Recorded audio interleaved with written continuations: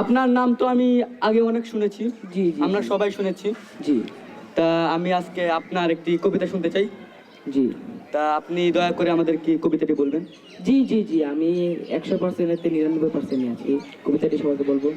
আমার কবিতাটি হলো পিকিসিবি কিরিরিবি রিতিপি হিলি কিনিনি কিসিমি কিলি শিকিলি পিটিলি কিমিনি হিলি কিমিনি হিলি।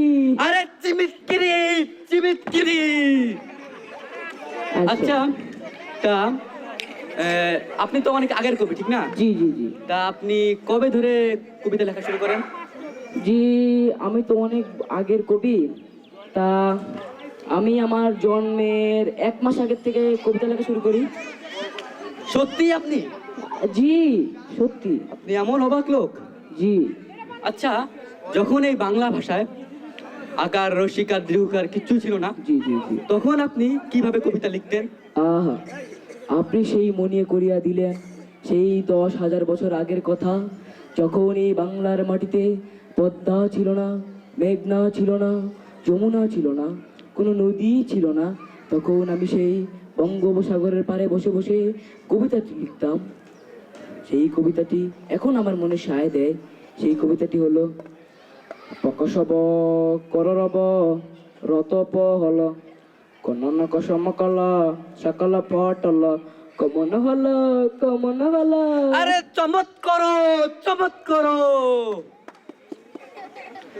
তা আপনার তো মানে সর্বপ্রথম যে সময় বাংলার এই ভাষায় আকার আসলো, জি। তখন আপনি কিভাবে কবিতা লিখতেন আমাদেরকে একটু বলবেন? আহা, সেই আপনি আবার মনে করিয়া দিলেন সেই 30,000 বছর আগের কথা, যখন এই বাংলার মাটিতে কোনো নদী ছিল না, কোনো সাগরও ছিল না, বঙ্গোপসাগরও ছিল না। তখন আমি সেই আরব সাগরের পাড়ে বসে বসে কবিতা লিখতাম।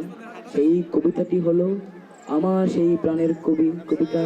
সেই কবিতাটি এখন আমার মনে সায় দেয়। কবিতাটি হলো pakasaba kararaba rata pahala kanana kasamakala sakala pahala kamanala kamanala. আরে চমৎকার, চমৎকার। তা আমি বলতে চাচ্ছি, যখন এই বাংলা ভাষায় সর্বপ্রথম ঋষিকার আসলো, জি জি তখন আপনি কিভাবে কবিতা লিখতেন? আহা, আপনি আবারও সেই মনে করিয়া দিলেন সেই 50,000 বছর আগের কথা, যখন এই বাংলার মাটিতে কোনো নদী ছিল না, বঙ্গোপসাগর ছিল না, আরব সাগর ছিল না। তখন আমি বসে বসে প্রশান্ত মহাসাগরের পাড়ে বসে কবিতা লিখতাম। সেই কবিতাটি হলো পিকিসিবি কিরিরিবি রিতিপি হিলি কিসিমিকি কিনি কিসিমিকিলি শিকিলিপি হিলি কিমিনি হিলি কিমিনি হিলি। আরে চিমিটিকিরি চিমিটিকিরি। তা এই বাংলার ভাষায় জি জি জি সর্বপ্রথম যখন রস্যকার আসলো, জি তখন আপনি কিভাবে কবিতা লিখতেন? আহা, আপনি আবার মনে করিয়া দিলেন সেই 100,000 বছর আগের কথা, যখন এই বাংলার মাটিতে কোনো নদী ছিল না, বঙ্গোপসাগর ছিল না, আরব সাগর ছিল না, প্রশান্ত মহাসাগর ছিল না। তখন আমি সেই পদ্মার পাড়ে বসে বসে কবিতা লিখতাম। সেই কবিতাটি হলো কুসুবু কুরুরুবু ঋতুপু হুলু কুলুলু কুসুম কুলু সুকুলু ফুটুলু কুমনুলু কুমনুলু। আরে চমৎ করু, চমৎ করু। এ পর্যায়ে সংক্ষিপ্ত বক্তব্য নিয়ে আসছেন জনাব আবুল কালাম আজাদ, সেক্রেটারি আরিফাবাদ মালিক কল্যাণ সমিতি। আসসালামু আলাইকুম রহমতুল্লাহ। ঢাকা ক্যাডেট মাদ্রাসার বিগত 3 বছর যাবৎ প্রত্যেকটা প্রোগ্রামে আলহামদুলিল্লাহ আমার অংশগ্রহণ করার সৌভাগ্য হয়েছে।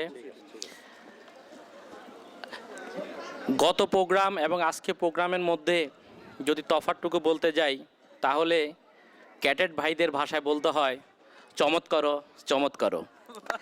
আশা করছি ভবিষ্যতে সেটা হবে ওসাম ওসাম এবং ওসাম।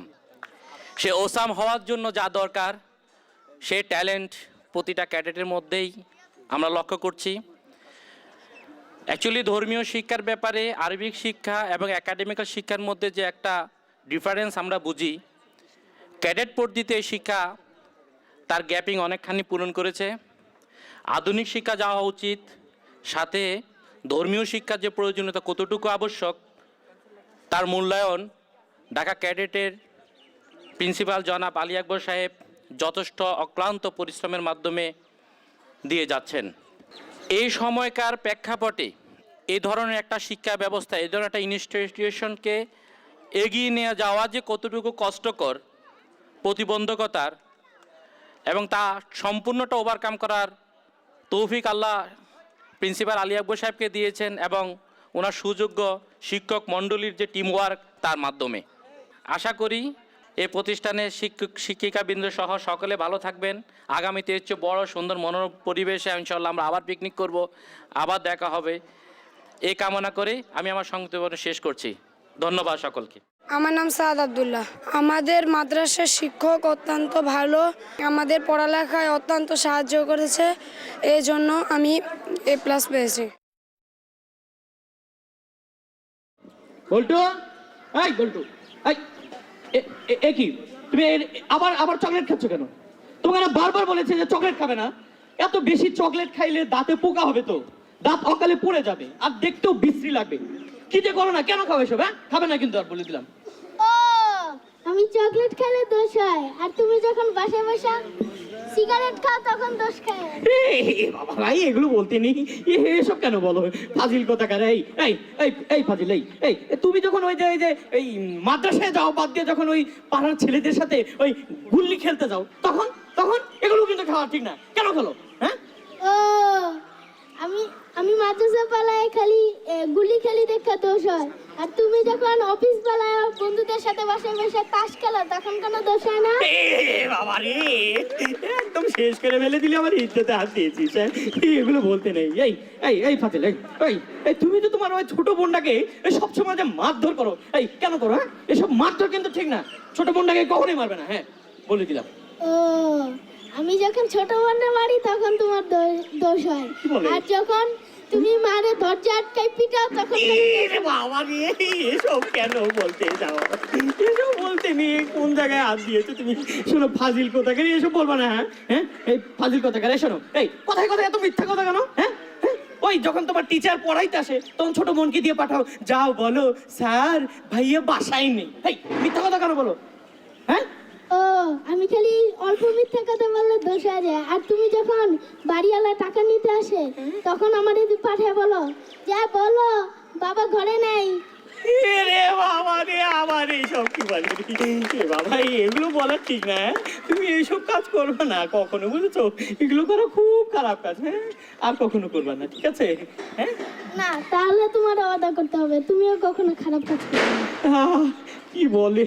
আচ্ছা ঠিক আছে, সবগুলোই বাদ দিব, কিন্তু ওই ওই তোমার মাকে থেকে পেটানো পুরনো অভ্যাস, ওটা কিভাবে ছাড়বো? হ্যাঁ, ওটা আমাকে নিষেধ করে দাও বাবা। হ্যাঁ, না বাবা, তাও তোমার এটা বাদ দিতে হবে। তাই না? আচ্ছা ঠিক আছে, কষ্ট করে না হয় তোমার জন্যই আমি এগুলো ছেড়ে দিব। দেখতে হবে না ছেলেটাকে আমি কোথায় ভর্তি করিয়েছি? ঢাকা ক্যাডেট মাদ্রাসায়। সেজন্যই তুমি কত সুন্দর ব্যবহার শিখেছো, বাবাকেও শিক্ষা দিয়ে দিলে। হ্যাঁ, সুন্দর। শোনো, তাহলে তুমি এই মাদ্রাসায় যাও, হ্যাঁ, আর পলাবে না। হ্যাঁ, তুমিও খুব সুন্দরভাবে চলে যাবে। হ্যাঁ, আরেকটা কথা। হ্যাঁ, কি বলো? আমার বল্টু নামটা ভালো না, তুমি এটা চেঞ্জ করে কোনো ইসলামিক নাম রাখো। ওরে, কি যে খুশিতে, আমার আনন্দে আমার মনটা ভরে যাচ্ছে। খুবই ভালো হয়েছে। আমি তোমার টিচারকে ধন্যবাদ দিয়ে দিব। হ্যাঁ, ঢাকা ক্যাডেট মাদ্রাসায় ভর্তি করে আমি খুবই গর্বিত মনে করছি আমার নিজেকে। যাক গে, শোনো, তাহলে তোমার নাম একটা আমি ভালো রাখি। হ্যাঁ হ্যাঁ, পেয়েছি। তোমার নাম এখন থেকে আল আমিন নাম হবে, ঠিক আছে? তোমার সব বন্ধুদেরকে বলে দিবে, স্যারদের বলে দিবে যে আমার নাম এখন থেকে আল আমিন বলে নামটা দিই, ঠিক আছে বাবা? চলো চলো, তুমি মাদ্রাসায় চলো। হ্যাঁ, ধন্যবাদ।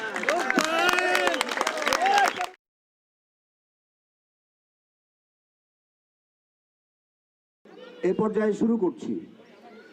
ফার্স্ট কুপন উঠাবে আমার বাম পাশে যিনি আছেন, আমাদের ঢাকা ক্যাডেট মাদ্রাসার অন্যতম শিক্ষার্থী সাদিয়া সুলতান আমিন আমাকে সহযোগিতা করছে। এই পর্যায়ে শুরু করছি। গাড়ির নাম হাসনা হেনা।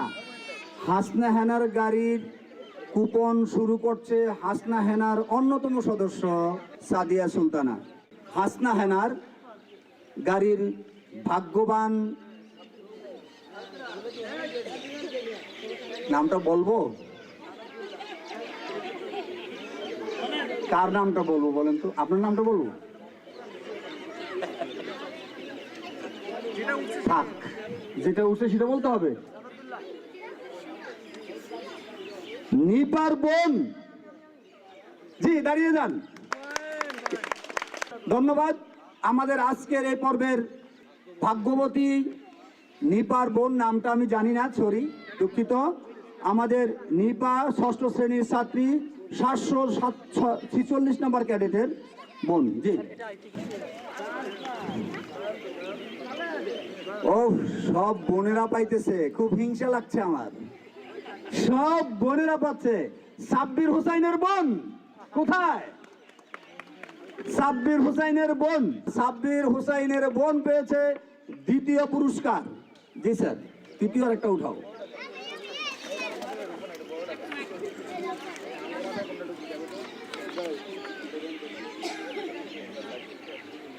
এবার আলিফ হাসান প্লে গ্রুপ 867, আলিফ হাসান।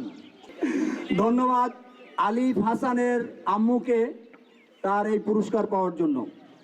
এবার আসছে সূর্যমুখী। আমরা দেখতে পাচ্ছি এ পর্বের তানভীর আহমদ ইমন, 7ম শ্রেণী। গোলাপ গাড়িতে 4র্থ শ্রেণীর সামি আবরার গালিব সামি নাকি, ক্যাডেট নাম্বার 637। দ্বিতীয় ভাগ্যবান মুজাহিদ 870, 5ম শ্রেণী।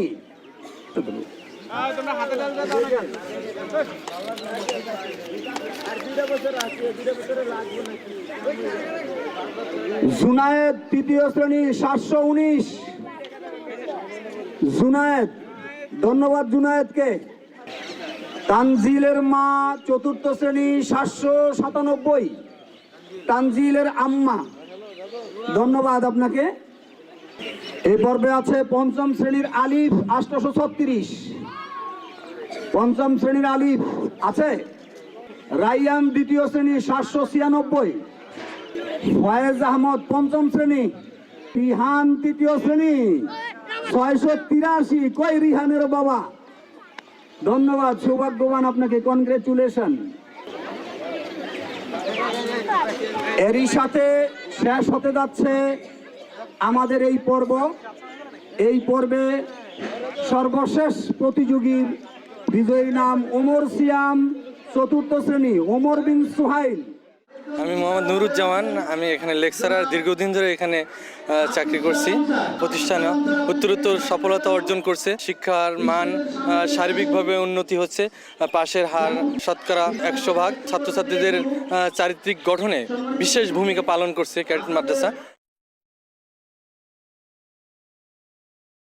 সাজানো ছবির মতো রূপসীর রূপ দেখি এই বাংলাদেশ। সাজানো ছবির মতো রূপসীর রূপ দেখি এই বাংলাদেশ। সাজানো ছবির মতো রূপসীর রূপ দেখি এই বাংলাদেশ।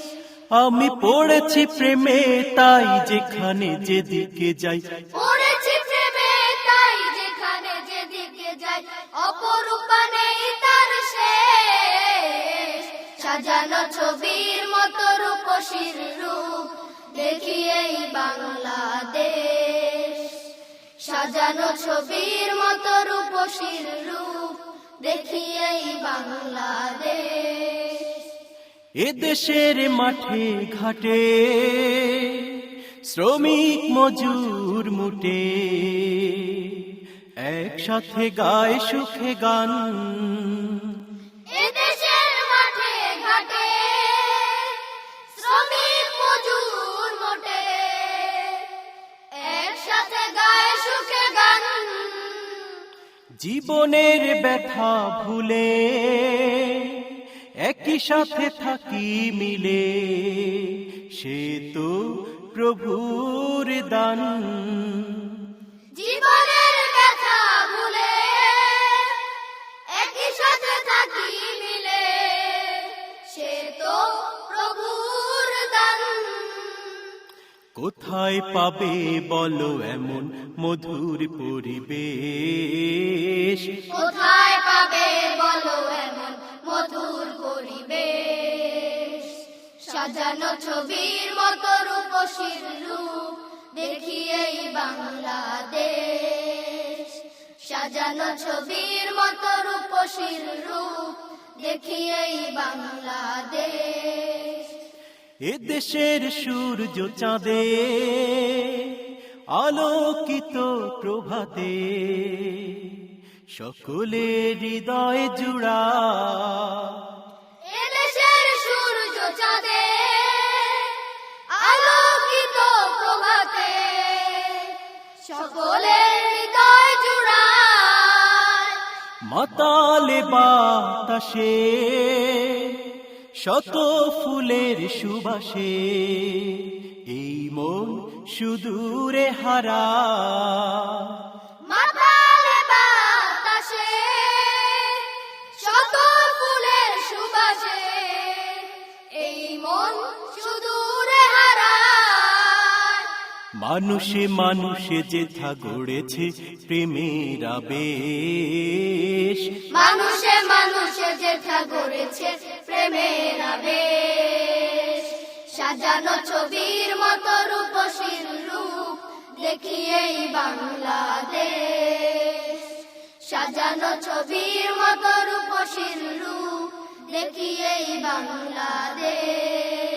আমি পড়েছি প্রেমে তাই যেখানে যেদিকে যাই, পড়েছি প্রেমে তাই যেখানে যেদিকে যাই, অপরূপা নেই তার শেষ, সাজানো ছবির মতো রূপসীর রূপ দেখি এই বাংলাদেশ, সাজানো ছবির মতো রূপসীর রূপ দেখি এই বাংলাদেশ।